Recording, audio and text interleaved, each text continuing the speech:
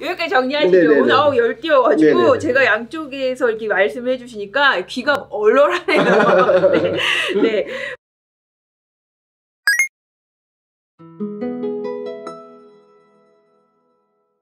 어느 범죄 집단을 갖다가 소탕하겠다고 하는 그 저희가 깔려 있는데 네.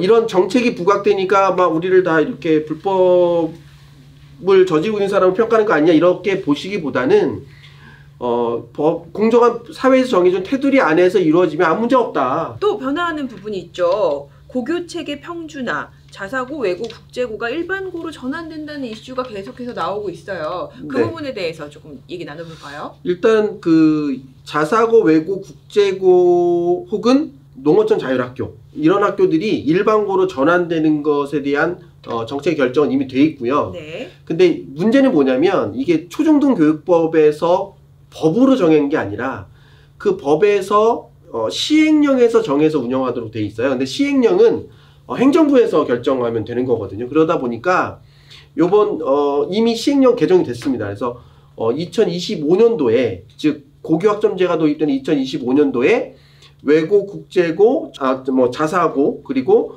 농어촌 자율학교는 일반고로 전환한다 이렇게 결정이 돼 있거든요. 근데 이게 행정부에 의해서 결정되는 시행령이다 보니까 요번에 이제 많은 총선을 치르면서 지역구에서 어떤 이런 좀 우수 학교 이런 쪽이 있는 것이 도움이 된다라고 하는 지역 주민들의 어떤 의견이 있는 경우에는 이번에 국회 입성해서 이런 것들을 너무 바꾸겠다 이런 여야를 막론하고 다 그런 공약들이 많이 나왔어요.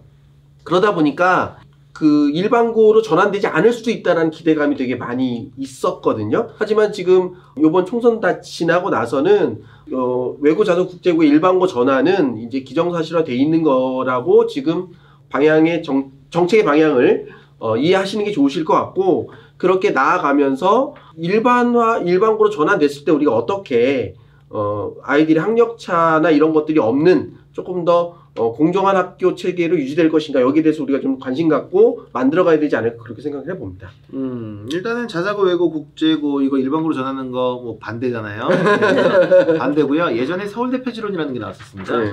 서울대 폐지론이 사실 여러 가지 갑론을박이 있었으나 서울대가 결국 폐지가 된다라고 하더라도 두 번째 학교가 그 서울대의 지위를 대신할 것이다. 그러니까 상향 지금 더 좋은 학교로 가기 위한 각자의 욕구들은 그 욕구가 사그라들지 않는데 맨 위에를 잘라낸다라고 하더라도 차상위 학교가 그 지위를 대신할 거다라고 하는 건데, 지금 아까 앞에서도 말씀드린 대로 다원화, 다양화, 그 다음에 자율화, 그래서 그런 기지에서 굉장히 많이 만들어 놓았던, 그래서 입시제도도 당시에 굉장히 복잡했었던 지난 세월들이 있었죠.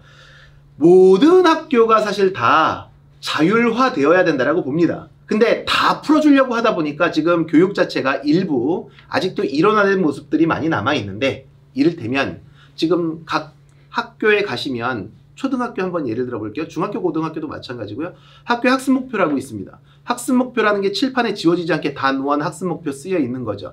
그 학습 목표를 모두가 전국에 있는 학생이 동일한 시간대에 달성을 해야 되는 거예요. 말이 안 되는 거예요. 그래서 어떤 학생은 좀 이 교육 과정을 갖다가 조금 더 탄력적으로 유연하게 할 수 있도록 전부 학교의 권한을 일임할 수 있어야 되는데 못 믿겠으니까 실제 중앙에서 통제를 갖다가 하고 있는 부분이 있거든요. 그리고 또 하나, 자사고, 외고 같은 거 유치하게 되면 지역에 좋은 이미지를 갖다 주기 때문에 부동산하고 잘 연결시켜서 지역사회에 긍정적인 이미지를 심어줄 수 있는 기관이다 이렇게 생각할지 모르겠지만, 그런 논의를 차치하고서라도 아이들 교육적인 측면을 놓고 보았을 때에도 전부 모든 학교가 다 자율화되게 되면 전부 2350개의 고등학교가 자율화된다라고 하더라도 다 외고나 아니면 자사고나 과학고로 똑같이 진행하려고 하지 않을 거예요.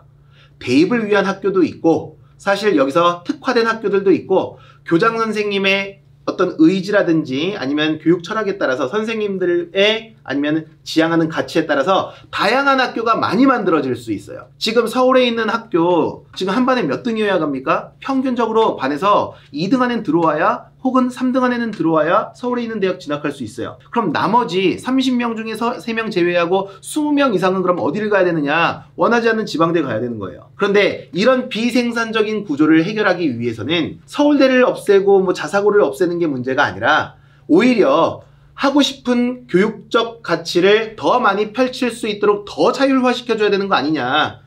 이게 필요하다라고 보는 거죠. 근데 저는 말이 안 된다고 생각해요. 왜요? 뭐냐면 네.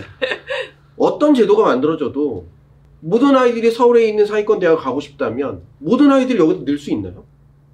어떤 제도가 만들어져도 이미 가고 싶은 데가 딱 정해져 있는데 나도 저기 가고 싶어요. 이 수요를 어떻게 감당해요? 저는 그건 불가능하다고 생각하거든요.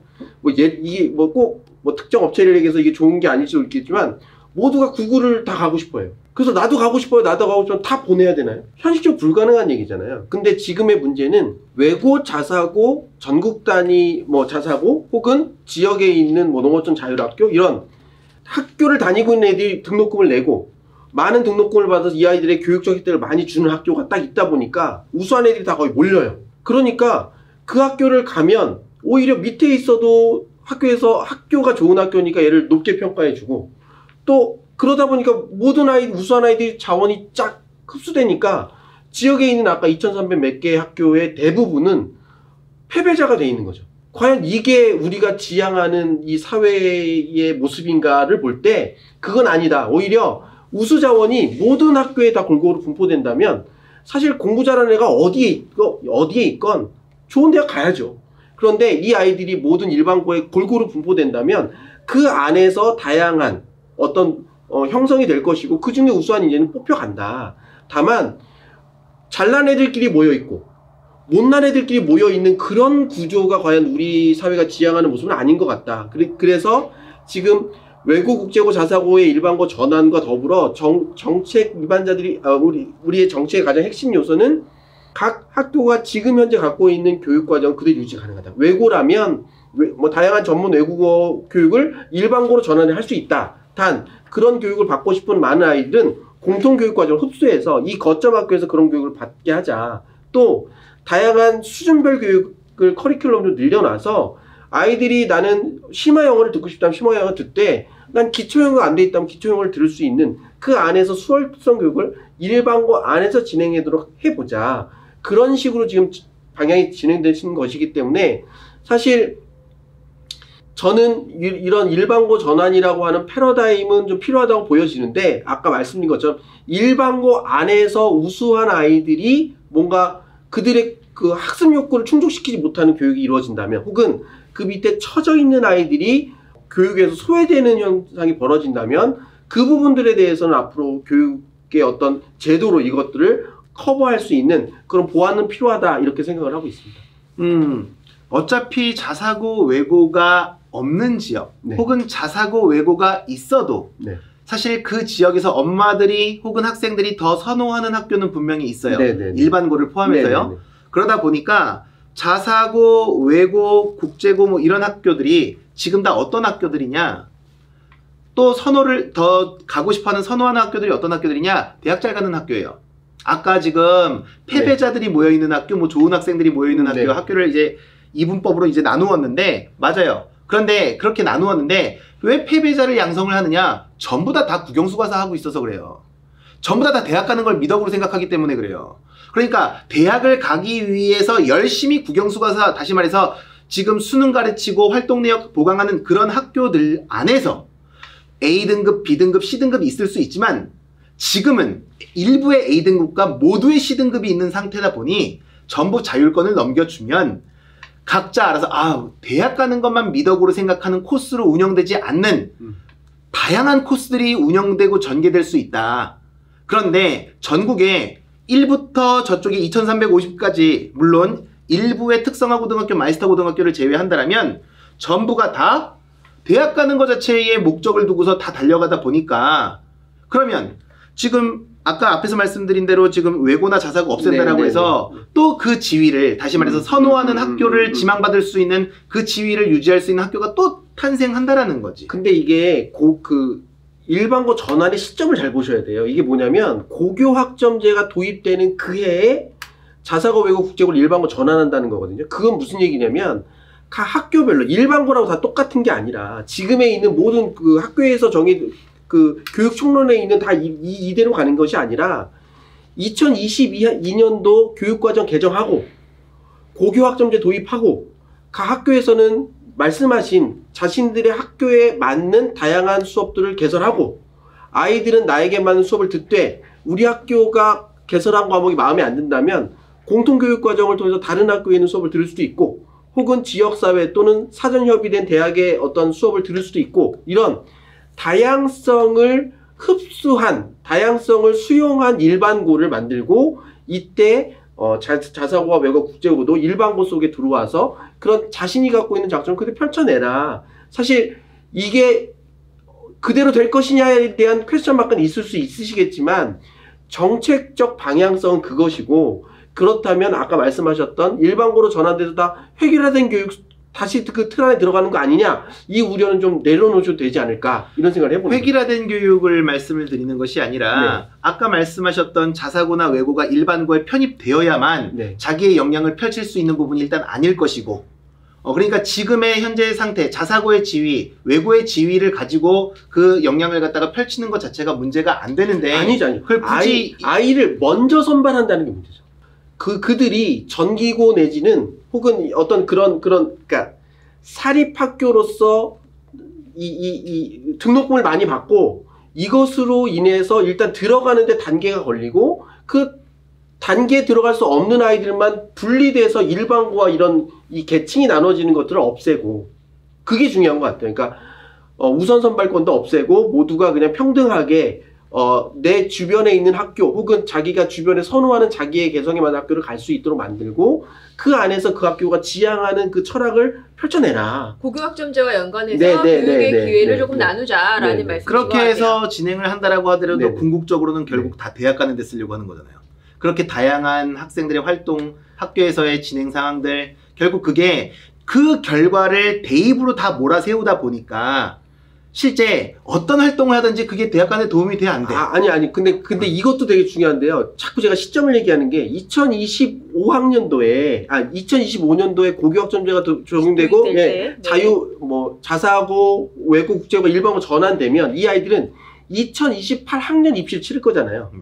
그럼 2028학년도 입시는 아까 처음에 우리가 얘기했던 국가교육위원회를 통해서 네. 아이들이 다양한 이런 변화된 수업을 받았을 때 입시도가 지금의 모습이 적합하냐?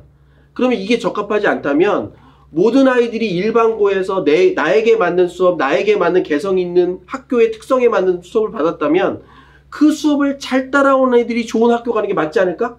그렇다면 지금의 수능이 그것들을 수용할 수 있냐? 없다면 바꿔라. 지금의 학종이라든지 교과 전형이 그런 모습을 수용할 수 있다, 없다면 바꿔라. 이런 식으로 입시제도도 바뀌어간다는 거죠. 그러니까 지금의 틀로 앞을 자꾸 꽤 맞추려다 보면 뭔가 부자연스럽고 엇박자가 나는데 네. 그것들이 그러니까 올해부터 계속 거기에 맞는 구조로 만들어가고 이것들이 이 톱니바퀴를 잘 맞춰간다면 생각보다 좀 잘 정합성이 이루어지는 그런 교육제도와 입시제도가 만들어질 수 있지 않을까. 아이들에게 네. 교육의 기회는 좀 균등하게 주면서 평가 부분에 있어서 좀 더 공정한 부분이 나올 수 있지 않을까. 그걸 지금부터 2022년부터 준비해서 2022 개정교육과정을 거치고 2025 그다음에 고교학점제를 거쳐 2028년에는 완성되지 않을까라는 말씀이신 입시제도까지 거죠? 예. 네, 맞습니다. 네. 더 얘기해요? 네, 여기까지 정리하시죠. 네네네. 오늘 10개여가지고 네네네. 제가 양쪽에서 이렇게 말씀을 해주시니까 귀가 얼얼하네요. 네, 맞습니다. 자, 사학 운영도 공공성을 확대한다고 해요. 그죠? 네. 일단은 사실 사립학교 자체도 굉장히 잘 운영되는 학교들이 있는데요. 네. 일부 이제 재단의 어떤 불합리한 어떤 불법적인 어떤 그런 모습 혹은 학교 선생님을 선발할 때 뭔가 이권이 개입된다든지 뭐 교직원을 선발할 때 어떤 이권이 개입된다 이런 것들을 좀 정비하기 위해서 네. 사학혁신을 위한 다양한 어떤 제도들이 도입될 예정이고요. 이런 것들이 도입된다면 조금 더 아까 말씀하셨던 것처럼 공립사립 구분 없이 좀 더 올바른 교육들이 학교 안에 잘 이루어질 수 있지 않을까 그런 관점으로 이해해 주시면 좋은 어떤 제도의 변화라고 보시면 될 것 같습니다. 네, 그렇게 제도의 변화가 이루어져야 될 것 같죠. 예, 큰 틀에서는 뭐 다름이 없으나 네. 실제 학교의 다양성을 훼손하는 지나친 제재와 네네네. 그 관리 감독 같은 경우에는 네. 좀 지양해야 되지 네. 않을까라고 하는 것이 우려가 됩니다. 네, 네. 좋은 방향으로 공정성은 확대해 나가면서 또 자율성은 해치지 않는 그런 방향으로 진행이 되어야 될 것 같습니다. 이제 우리 초중등으로 한번 네, 넘어가 네, 볼까요? 네, 네, 네. 초등학교, 중학교 어떻게 바뀌나요?